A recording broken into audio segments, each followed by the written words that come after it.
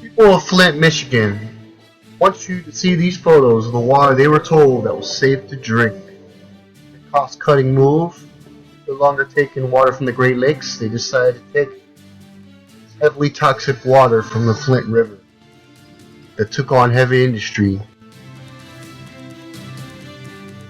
The crisis in Flint, Michigan hit a fever pitch this week as 10 were killed by Legionnaire's disease, and many more have been sickened in addition to the ongoing lead contamination crisis, where some areas have shown contamination levels that the EPA classifies as toxic waste.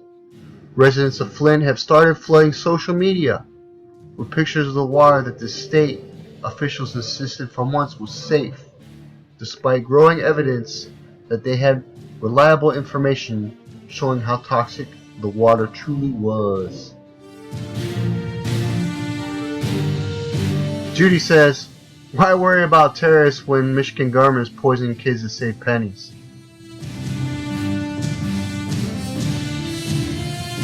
Are you freaking kidding me?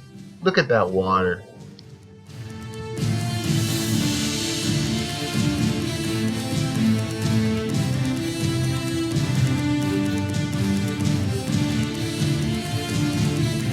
Looks like honey. Bet it doesn't taste like it. So they sent out the National Guard to assist.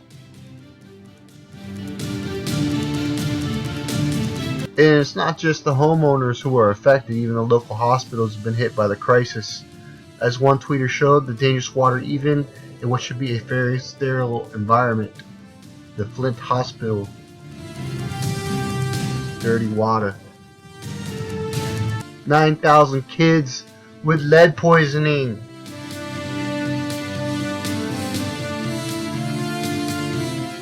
Protesters have been protesting at the Capitol demanding Governor Rick Snyder's resignation for his role in the crisis and his failure to act properly. Many holding bottled tap water to showcase how obviously and thoroughly the water is polluted. Disgrace. It's an outrage.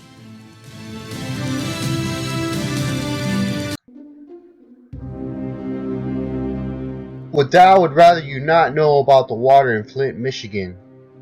There is a chemical connection in that Flint River, and there's much more than just lead going in that river. There's lots of chemicals from Dow that's probably ending up in that river as well. Elevated chlorine levels, some byproducts that they're also releasing into that water. Water polluter and chemical industry giant Dow is happy the major TV news networks aren't following its breadcrumbs to the doors and covering the story of Flint, Michigan's poisonous drinking water calamity.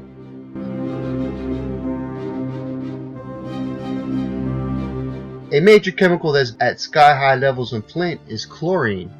It's being said that chlorine is there to disinfect the water, but the levels are way too high. Well, Dow is the major chlorine manufacturer as it's used in the productions of plastics. Maybe the chlorine is actually coming from Dow? One thing is clear. Not one government official has yet to be accountable for causing the Flint water crisis. As details emerge about how officials have known about this tainted water and simply allowing the public to consume it without even taking any action, newly released documents revealed that the state wasn't entirely without action for themselves. I'm going to show you some Freedom of Information documents that showed that they were actually bringing in water for themselves while the city drank this yellow water while they drank the clear water.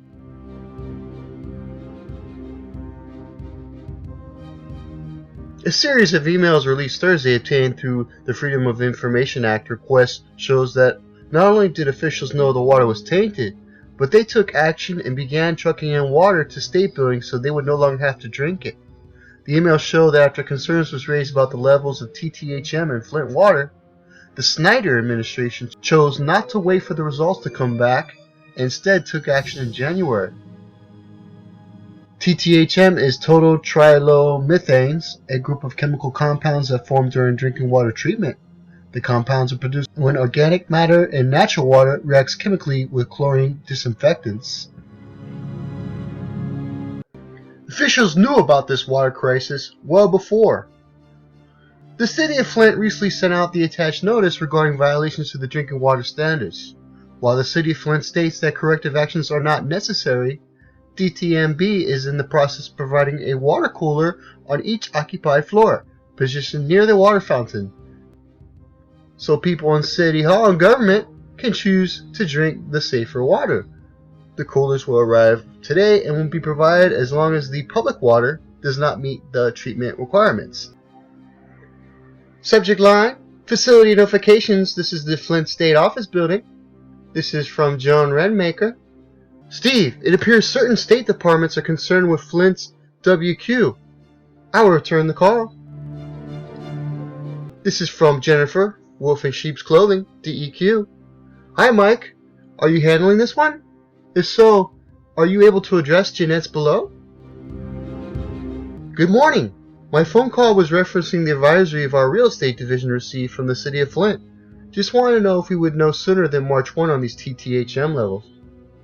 Jeanette?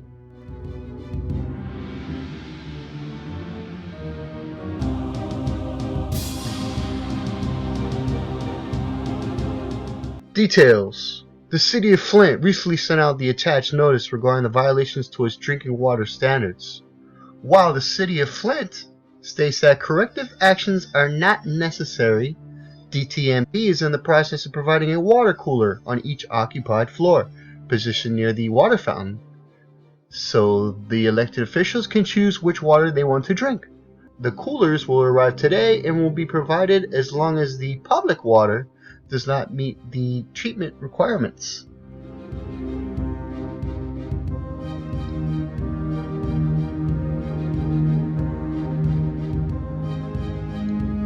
Michigan's House Minority Leader addressed the assembled crowd Thursday at the Capitol, calling for Snyder to resign if he knew of the crisis and did nothing. Meanwhile, Snyder continues to defend his record and insists he did not know about the extent of the crisis until at least October 1st. Most of the effects of lead poisoning are irreversible, so 9,000 kids have irreversible lead poisoning. It can be much more serious, even deadly, and the exact extent and severity of the lead poisoning in Flint is still unknown.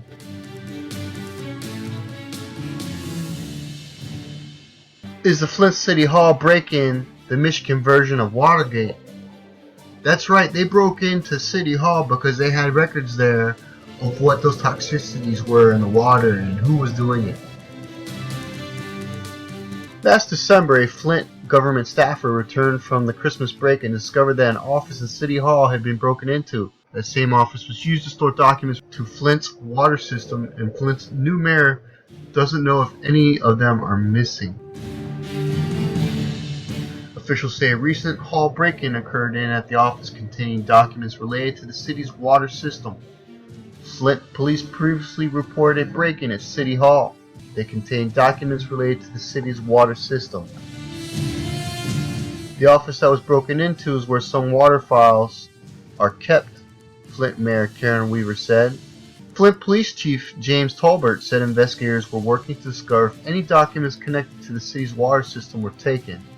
The video doesn't show anything, Tolbert said. Officers are now doing a security survey. Hardly no other offices were broken into, even those containing computer laptops and far more valuable items than a single television. I'm also told that investigation has been taken out of the hands of local law enforcement and has been given over by the state police, which is of course a government agency that is part of the Snyder administration. That's right, step aside, we're in control. Governor Snyder could put much of this to rest by simply opening the books and doing away with a law that allows him to hide behind executive privilege.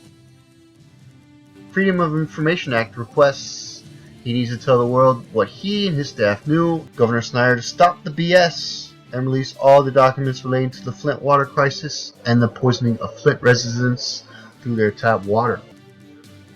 Since the switch to the river water, more children in Flint have elevated levels of lead in their blood.